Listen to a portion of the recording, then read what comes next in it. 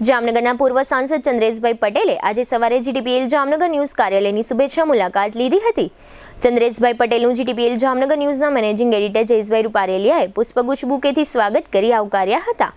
આ મુલાકાત સમયે ચંદ્રેશભાઈ પટેલના પુત્ર અને જામનગર માર્કેટિંગ યાર્ડના ડાયરેક્ટર વિપુલભાઈ પટેલ સાથે રહ્યા હતા।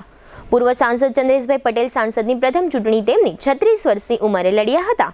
ત્યારબાદ તેઓ સતત 5 વખત સાંસદ તરીકે જામનગર સંસદીય વિસ્તારમાંથી ચૂંટાયા હતા। કોણ કહે છે સોનાથી વધારે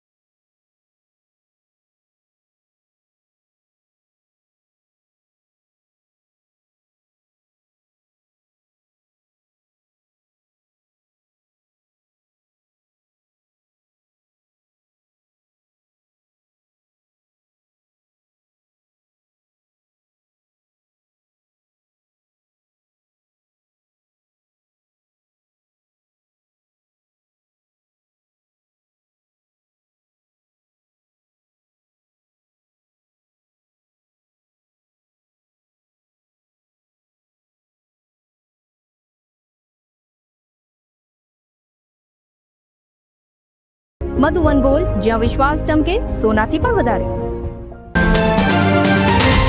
આ ઉપરાંત ચંદ્રેશભાઈ પટેલે ભારતીય જનતા પાર્ટીમાં સંગઠનની પણ ખૂબ જ મોટી જવાબદારી નિભાવી છે, જેમાં સતત 2 ટર્મ જામનગર જિલ્લા ભાજપના પ્રમુખ તરીકે રહ્યા હતા। આમ રાજકીય રીતે ખૂબ જ અનુભવી પૂર્વ સાંસદ ચંદ્રેશભાઈ પટેલે જયેશભાઈ રૂપારેલિયા સાથેની વાતચીતમાં જૂના સ્મરણોને વાગોળ્યા હતા। ચંદ્રેશભાઈ પટેલે વડાપ્રધાન નરેન્દ્રભાઈ મોદી, મુરલી મનોહર જોશી, અટલ બિહારી વાજપેયી સહિતના રાષ્ટ્રીય નેતાઓ સાથે નજીકથી કામ કર્યું છે। ભાજપમાં એક સિનિયર આગેવાનમાં ચંદ્રેશભાઈ પટેલનું નામ લેવામાં આવે છે।